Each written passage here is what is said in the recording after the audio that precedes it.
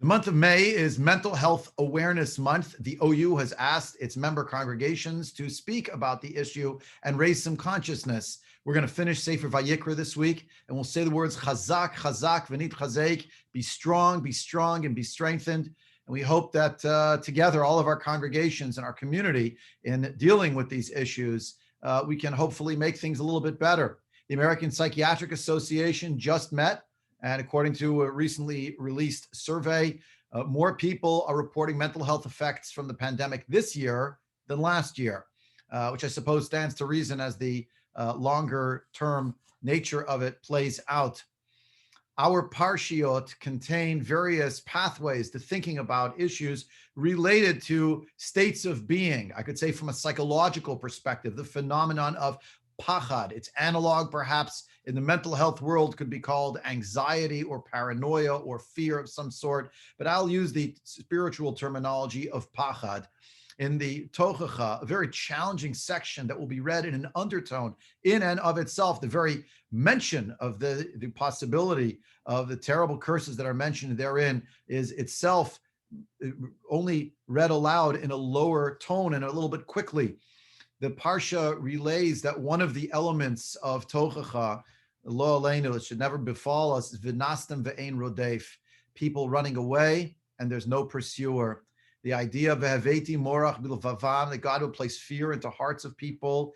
The idea of V'radafotam kol aleni daf, the Torah describes that a person hears the rustling of a leaf and they feel that is pursuing them. And repeatedly, the Torah says, Ve'ein rodef, ayin, there isn't actually a pursuer, but in the state of being of an individual, their self-concept is such that they feel that they're pursued. To be sure, fears in this world are real, and our ability to sense them is actually of great significance. We sense danger, we can take action against it, take precautions, but sometimes pachad takes on a life of its own. What I referred to already last March, just as we were withdrawing from our Beit Knesset owing to COVID, owing to the pandemic, that there is a second layer of the pandemic called pachad. It can take on a life of its own. On a call last week with various community leaders, Dr. David Pelkovitz pointed out that we need to avoid avoidance, that we need to find ways to face fear. Sometimes we need help from a professional in order to get there. Sometimes we need to take smaller steps in order to confront fears. And to do so means to indeed engage with that which makes us fearful. Rabbi Moshe Hauer, the executive vice president of the OU, noted that in the Aderet Eliyahu, the commentary of the Vilna Gaon on the Torah, when the first people, Adam and Eve, Adam v'Chava, opened their eyes, vatipakachna einei shneim, their eyes were opened after they eat from the fruit. It doesn't mean intellectually necessarily, it means, but from an emotional standpoint, from a spiritual standpoint, something had changed. Now the world that they trusted from before is gone, and left behind in its wake is a world of suspicion. The snake, the primordial serpent, the nachash, has planted within them a certain sense of being nervous that someone or something is out to get them. They see now a world filled with danger, with pitfalls, with traps, with viruses, with elements that wish them ill. Kodem she'achlu me'etz hadat, before they ate from the tree of knowledge, halchu tumatan, they walked along with wholesomeness, with a sense of trust. Lo chashvu al hara sheyuchal liyot. They did not think about the evil that could come. V'kevan she'achlu, once they ate vatipakachna, etc., they opened their eyes after they ate. Lashgiach be'inayim pikuchot, to see with open eyes, al kol davar, on everything that was around them. V'lid'og al kol ra asher yuchal liyot, to start to worry about all of the bad things that could happen.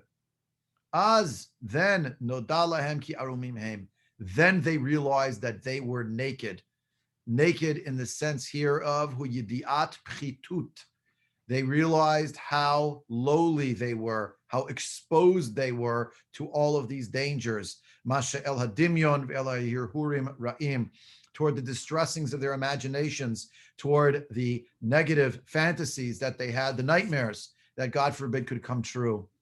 The Gemara in Masechet Yuman Daf Ayin Hey teaches us Daga b'leiv ish yashchena, a pasuk from Mishlei that is interpreted, worry in the heart of a person, yashchena. What does yashchena mean? Rabbi Ami, Rabbi Asi, two chachamim in the Gemara. Chad Amar yashchena midaito. One approach is to push past the worry, to forget about it, to put it out of one's mind, and to divert oneself.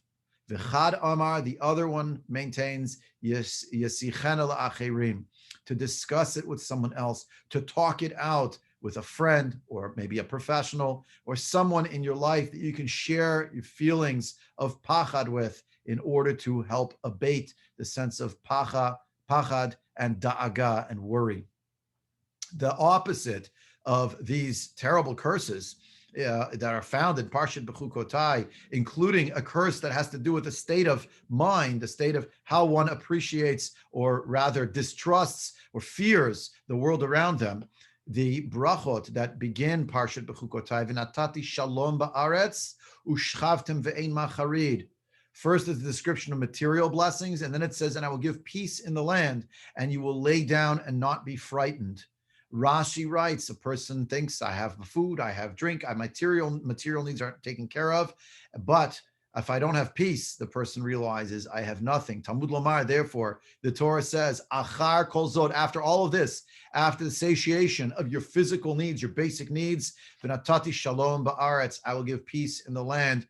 Mikan, from here, Shah Shalom Shakol Keneged Hakol, that peace is as against everything. It is weighed in the balance as equal to everything else in the world. V'chein hu omer oseh shalom shalom uvorei et hakol. As we say each day in davening, God makes peace and creates everything.